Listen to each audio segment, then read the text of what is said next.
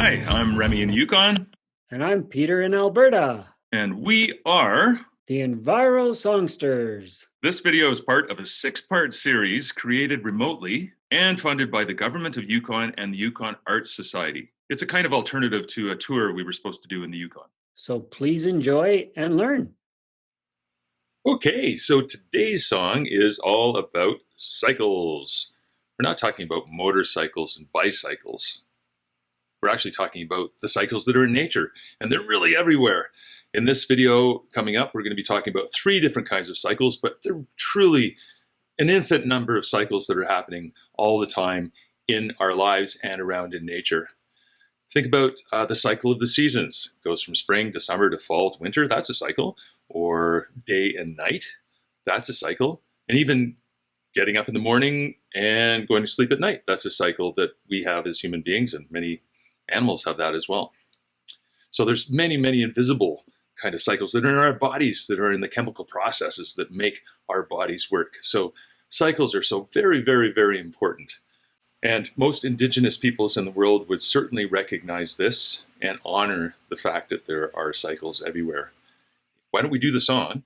And just as by way of an introduction, we're going to talk about 3 cycles in nature. There is the water cycle, and the bunny cycle, or the snowshoe hare cycle, which happens a lot up here in the north, and the carbon cycle. We'll talk a little bit more about that after the video, but meanwhile, enjoy and join in if you want. A bicycle is a cycle because its wheels go round and round. But did you know that animals cycle as their populations go up and down? Nature has 1,000,000 cycles, and they're truly everywhere. Cycles are so very important, though you may not know they're there. Cycles, cycles, nature goes round and round. Cycles, cycles, populations up and down. There's a water cycle and a bunny cycle and a carbon cycle too. There are natural cycles everywhere, they're a part of me and you. Now the water cycle is a simple cycle, there's water vapor in the air. Then it all comes down as snow and rain, and it melts into the ground. It becomes a part of the oceans and lakes, and then evaporates to the sky. Then it all comes down as snow and rain, and the cycle goes round again. Cycles, cycles, nature goes round and round. Cycles, cycles, populations up and down. There's a water cycle and a bunny cycle and a carbon cycle too. There are natural cycles everywhere, they're a part of me and you. Now living up north in the boreal forest is a bunny named the snowshoe hare. Its population grows, then it gets real low every 10 years or so. Then for 10 more years there were more and more, then their population goes way down. And their numbers start increasing one more time, and the cycle goes round and round. Cycles, cycles, nature goes round and round.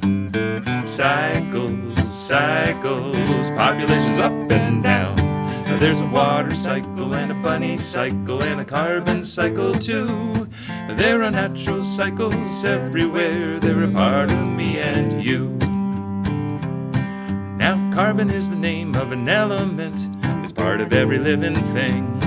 It's in the air as carbon dioxide, and the plants breathe the carbon in. It becomes a part of the branches and leaves, and when they fall down to the ground, they decompose into CO2, and the cycle goes round and round. Cycles, cycles, nature goes round and round. Cycles, cycles, populations up and down. There's a water cycle and a bunny cycle and a carbon cycle too. There are natural cycles everywhere, they're a part of me and you. There are natural cycles everywhere, they're a part of me and you.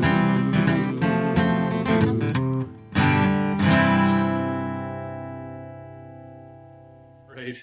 Hope you had a good time with that video. You might have seen my buddy Peter doing some actions there. So if you ever go back and try that video again, watch him and maybe follow along when he talks about cycles going round and round, populations going up and down, water cycle, bunny cycle, and a carbon cycle. See a big C, carbon cycle too. Natural cycles everywhere. You could maybe do that just for fun.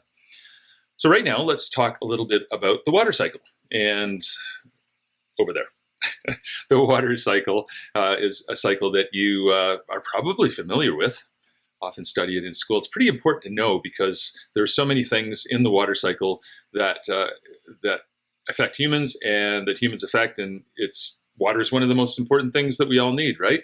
Like in habitat, food, water, shelter, space, we need water. So it's pretty important to know this cycle. So it starts over here with the rain and the snow. We call that precipitation. In French, précipitation, same word. It's just pronounced a little differently. Falls down to the ground, and it can either go into the rivers and lakes here, or it can sink into the ground. That's this one called percolation. We don't always talk about that, but that means it's going into the ground and maybe through and into the lakes and rivers. Over here, it starts going back into the sky. We call that evaporation. It becomes water vapor and forms clouds. And as it gets high up in the air, it gets cold and then condenses. That means it gets cold and it becomes rain and snow again. So once again, the cycle goes round and round and round and round and round and round forever. So the next cycle we talked about in the song was the hare cycle, or the bunny cycle. So the snowshoe hare is an animal that lives all through the boreal forest in North America. And it is a fairly common animal, especially in times when their population is really high. So if you are used to graphs, you will know from this, and you can look at it closer after the video is done, but you can see that there are high points when there are lots and lots of bunnies, and then all of a sudden, whoosh, they go down. And then there aren't very many. And then they build up and up and up and then go down. It's like that. It's a cycle that goes up and down over the years. And every 10 years or so, there's a peak, there's lots of them, and then whoosh, they come down. We still don't know exactly why that happens, but it's a very regular cycle that occurs in nature. This guy is the lynx. You probably recognize that as our wildcat in the north.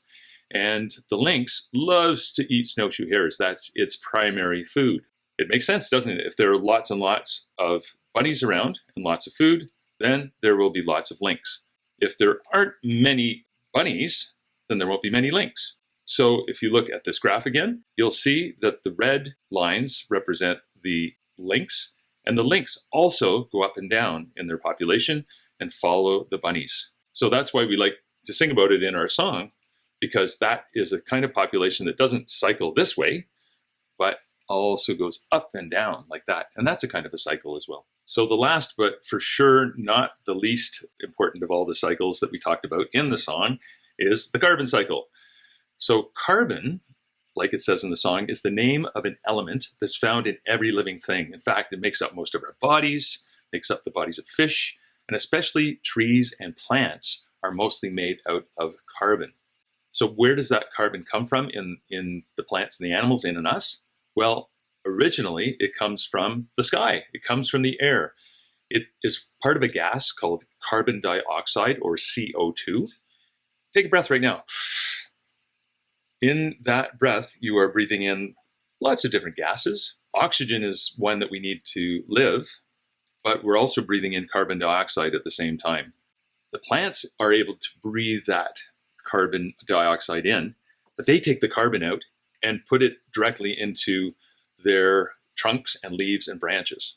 In fact, when you go burn some wood in your wood stove or at a campfire, that's what's happening. You are burning the carbon that's being stored in that tree. So that's a cycle. The carbon dioxide is in the air. It goes into the plant and into the tree. And then when the tree dies, or the leaves fall down in the fall, or some of the needles come off, they fall down onto the ground of the forest, and then they start to do what we call decompose. They actually break apart. So have you ever walked through the forest and seen a log that's all rotted away, or a pile of leaves that's all getting kind of mucked up at the bottom and starting to break down. That's what we call decomposition, decomposing. As that happens, the carbon dioxide is going up into the air, and guess what? The cycle goes around again.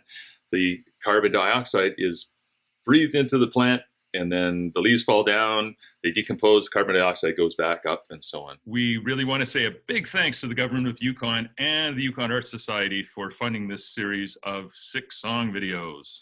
For companion activities and curriculum connections, see the learning resource document available at EnviroSongsters.ca.